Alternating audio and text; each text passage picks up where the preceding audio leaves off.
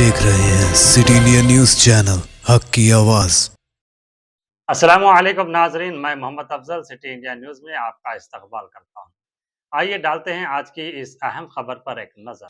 तेलंगाना हुकूमत के विप व महबूबनगर के रुकन असम्बली अन्नम सिवास रेड्डी ने कहा कि हुकूमत आवाम को सरकारी अस्पतालों में भी कॉरपोरेट मेयार की तिब्बी सहूलियात फराहम करने के लिए संजीदा इकदाम कर रही है।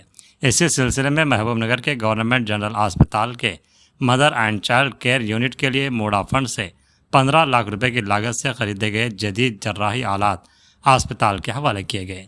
इस मौके पर खिताब करते हुए अन्नम सिवास रेड्डी ने कहा कि महबूबनगर में जल्द ही सुपर स्पेशलिटी अस्पताल कायम किया जाएगा, जिसके लिए हुकूमती सतह पर कार्रवाई जारी है।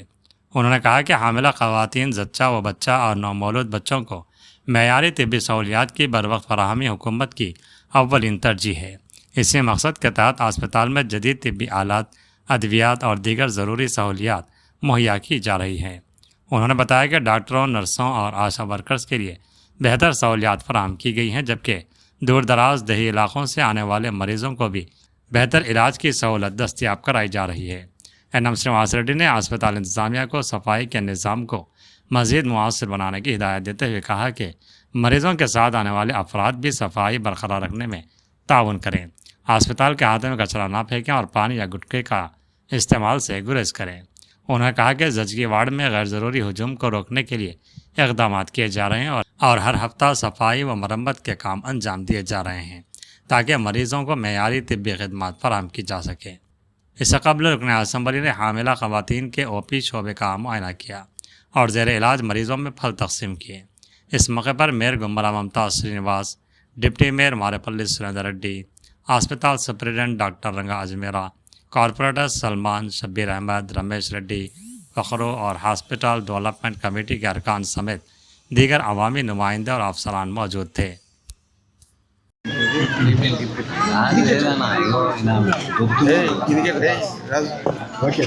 మహబూబ్ నగర్ జనరల్ హాస్పిటల్కు అనుసంధానంగా ఉన్న mother and child care centre ఈరోజు రాష్ట్రంలోనే 220 బెడ్స్ మొదటి 3 స్థానాల్లో ఉంది డెలివరీస్ విషయంలో.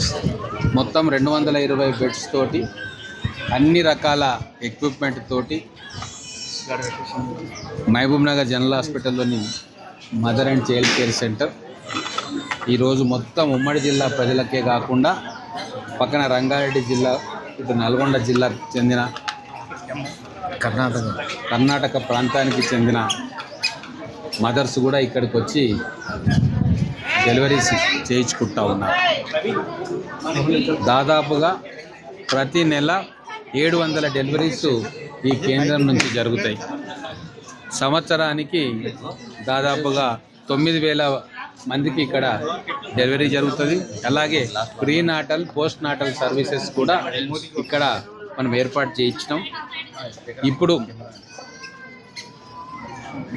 లేబర్ రూమ్ సంబంధించిన ఎక్విప్మెంటు, ఆపరేషన్ థియేటర్కి సంబంధించిన ఎక్విప్మెంటు దాదాపు 15 లక్షల రూపాయలతోటి పోయినసారి నేను విజిట్కి వచ్చినప్పుడు డాక్టర్స్ వీటన్నిటి షార్టేజ్ ఉందని చెప్తే ఇమ్మీడియట్గా మనం అరేంజ్ చేయించి వాటిని ఈరోజు వాళ్ళకు డెలివరీ చేయడం జరిగింది. దాని ప్రారంభోత్సవానికి ఈరోజు ఇక్కడికి రావడం జరిగింది.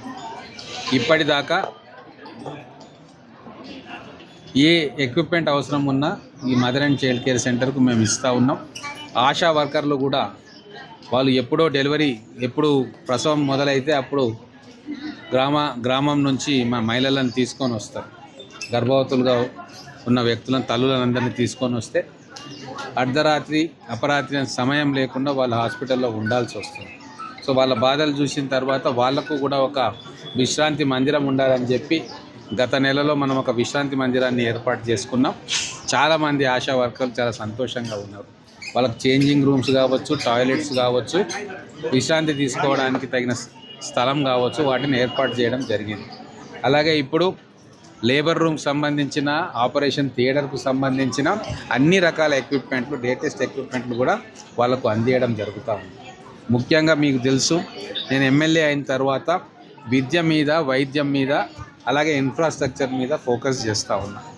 విద్య మీద దాదాపుగా అన్ని స్కూళ్ళల్లో, ప్రభుత్వ పాఠశాలల్లో ఇంప్రూవ్మెంట్ జరుగుతూ ఉన్నాయి. మంచి రిజల్ట్ కూడా మనకు వస్తూ ఉంది. అలాగే వైద్యం మీద కూడా దృష్టి పెట్టినాం.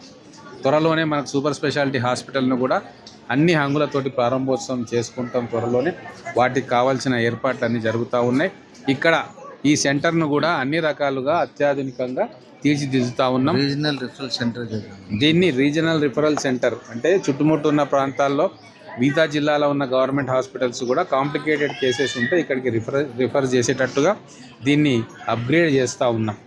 మన హెల్త్ మినిస్టర్ దామోదర్ రాయనరసింహ గారు కూడా ప్రత్యేకమైన శ్రద్ధ తీసుకుంటూ ఉన్నారు. మన మెడికల్ కాలేజీకి సంబంధించిన అనేక అంశాలు, అలాగే ఎన్నో సంవత్సరాలుగా పెండింగ్లో ఉన్న ప్రొఫెసర్స్ పోస్టులను కూడా భర్తీ చేయాలని చెప్పి నిర్ణయం తీసుకున్నారు. అలాగే ఇప్పుడే దాదాపుగా ఎక్విప్మెంట్ పర్చేసింగ్ కోసం ఈ జనరల్ హాస్పిటల్కు హెచ్డిఎస్కు దాదాపు 5,76,00,000 రూపాయలు కూడా శాంక్షన్ చేయడము, ఆ డబ్బు కూడా అకౌంట్లోకి రావడం జరిగింది.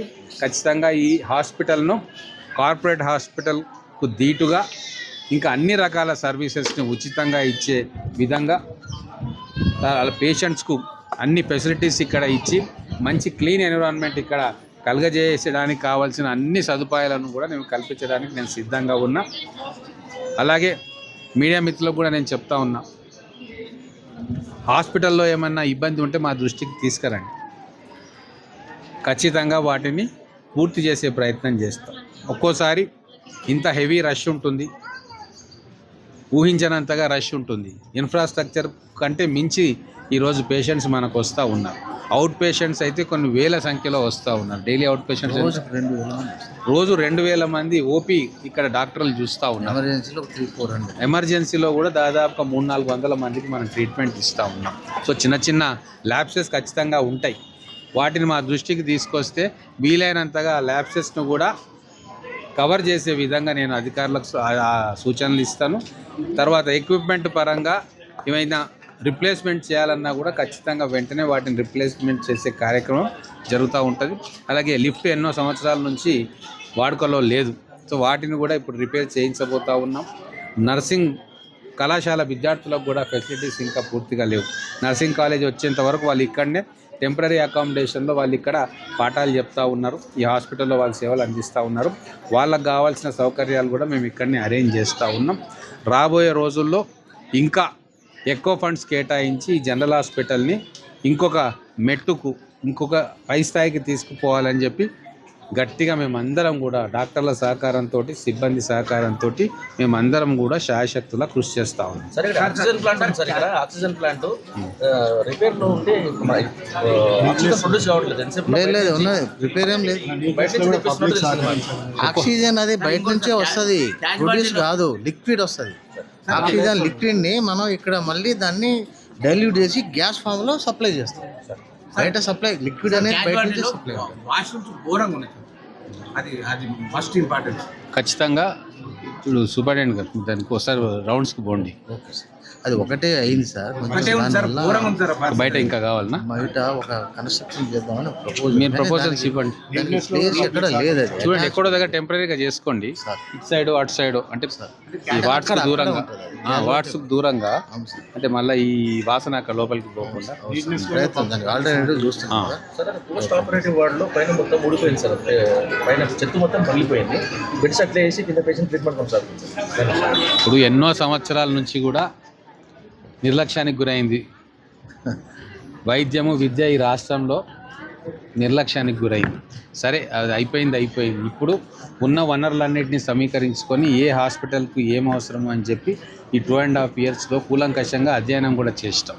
ఇప్పుడిప్పుడే ఫండ్స్ ఇవ్వడం స్టార్ట్ చేస్తూ ఉన్నాం. రాబోయే సంవత్సర కాలంలో అన్ని విషయాల్లో ఇంప్రూవ్మెంట్ కనబడుతుంది. మనకు ఫండ్స్ కూడా మనం రిలీజ్ చేసుకున్నాం ఆల్రెడీ. కాబట్టి మనకు మైనర్ రిపేర్స్ కావచ్చు, ఎక్విప్మెంట్స్ కావచ్చు, ఇంకా బెటర్ సర్వీసెస్ ఇవ్వడానికి 100% మేమందరం కూడా కృషి చేస్తాం. మీ దృష్టికి ఏమైనా విషయాలు వచ్చినా నాకు చేరవేస్తే నేను ఖచ్చితంగా మన హాస్పిటల్ సూపరింటెండెంట్ గారికి, మిగతా డాక్టర్లకు నేను వాళ్ళకి ఇన్ఫర్మేషన్ ఇచ్చి వాటిని మానిటర్ కూడా చేస్తా. ఎవ్రీ వీక్ నేను ఖచ్చితంగా ఈ మెటర్నిటీ వార్డుకి వస్తూ ఉన్నా. ఎందుకంటే నేను ఎన్ఎం హెల్త్ కిట్ ఇస్తూ ఉంటా కాబట్టి ఈ ఎక్కడ నీట్నెస్ లేకున్నా కూడా ఖచ్చితంగా వాళ్ళకి పిన్ పాయింట్ చేసి చూపిస్తున్నా. ఆ లోపాలను సరిదిద్దే ప్రయత్నం చేస్తాము. Thank you.